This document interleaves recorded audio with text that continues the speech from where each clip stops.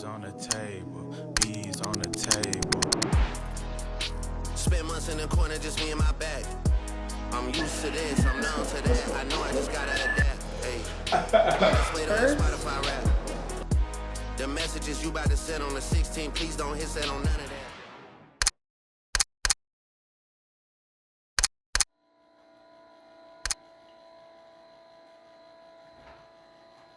I've spent years motivating the people around me to chase those things that feel a little bit too good to be true. And the one thing I always come back to is the hardest part isn't the amount of work you have once you're rolling. The hardest part is just hitting start. So this is me hitting start. It's not going to be perfect. It's not going to be polished. It's not professionally shot or edited, but it's me. I'm currently in week 3 of a marathon build, and this fall I have a Boston qualifying goal on the line. I genuinely believe that these next 12 weeks are going to change the shape of what I think is possible. So throughout the process, I want to let you guys in on the behind the scenes, let you know a little bit more about who I am, and hopefully this process will help motivate you to chase a goal of your own. Let's get to work. First real session of the build was a speed workout at the track, week 1. First week of marathon building is not supposed to be hero time. It's just making sure everything feels controlled, staying within yourself, and testing where the fitness is at after some time without much intensity. So it's really just about waking the legs up more than anything. Every rep felt pretty controlled, and that's exactly where we had to be. She gon' crash hard, pull over the friends in a black car. She only feel right when it's that far. Moving through the city to the last bar. She gon' crash hard, pull over the friends in a black car. She only feel right when it's that far. Moving through the city to the last bar. That part, to show you what it is, that's the best part. You know I did, yeah, baby, that part. You know I did, yeah, that's the best part. Sweat out Sultan, melonberry, my goat. 4 eggs, 3 turkey bacon, 300 grams plain Greek yogurt, strawberries, grapes, granola, and honey. One really cool thing that happened in week 1 of marathon prep, I went to get my VO2 max tested with my friend Andrew. The idea here is simple. I want to know where my baseline is at when I start my build and when I finish my build. Now, marathoning isn't necessarily the highest VO2 max activity, but I would like to anecdotally see the trend in my VO2 max going up over the course of my training and hopefully present that as a fun bonus of getting fitter throughout the next 10 to 12 weeks as well.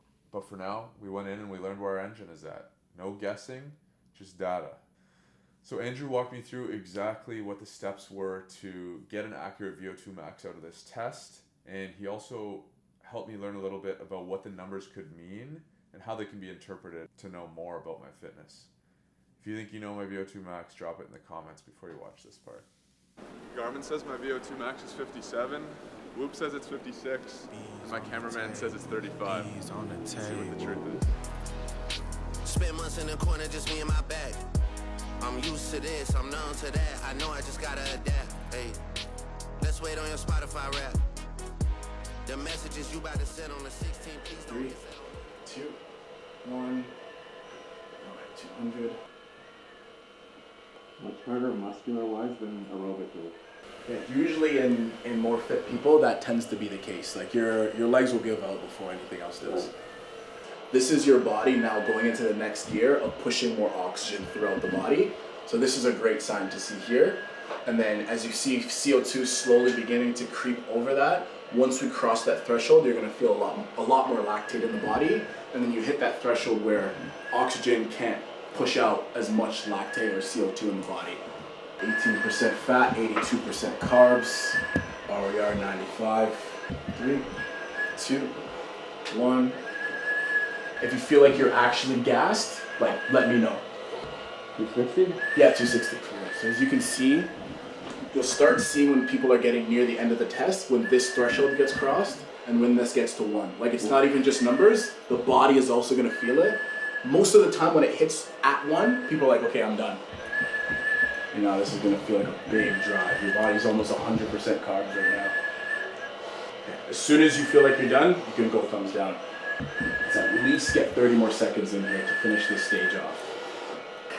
10 more seconds, then we reassess. Let's go, let's go. Keep going, keep going. You got more. Almost there. 3 more seconds. Let's go, let's go. Give me 20 more seconds. 5, 4, 3, 2, 1. All right. Now your goal here is recover. Good work, bro. We got 100% carbs. RER at 1. We hit the crossover VO2 to VCO2. This is a perfect test here. Closer. How was that? That was fun, bro. Yeah? I went from dry to soaked in like one stage. It'll do that. This is the first guy to say the VO2 max test is fun. So now you'll be able to have a more personalized approach. Yeah. Because you have personalized numbers.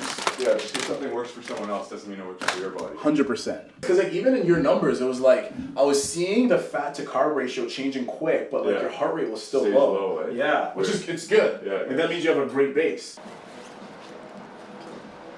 Yeah, any questions? First, and then, yeah, exactly. So now you're just doing this for 30 minutes. VO2 max testing complete. Numbers TBD. Yeah, no, you did way better than I thought. And I don't even mean that in a bad way. I mean like literally it's like usually you'll see that people like once they get to like that like stressed stage, they'll stop in that stage. We did 2 more. Wow. I was like, damn. I wanna guess 60.6. It was so good. That's so cool. Week 2 brought my first long run of the block. Scale up too fast and you're kind of digging yourself a hole before you even start. You can run into fatigue issues. You can run into overuse injury because you're not able to keep up with the aerobic or physical demand of the task. The goal of this run was simple, easy miles, time on feet, getting used to running for, an hour plus at a time without any really hard effort mixed in, and let the aerobic engine do its thing.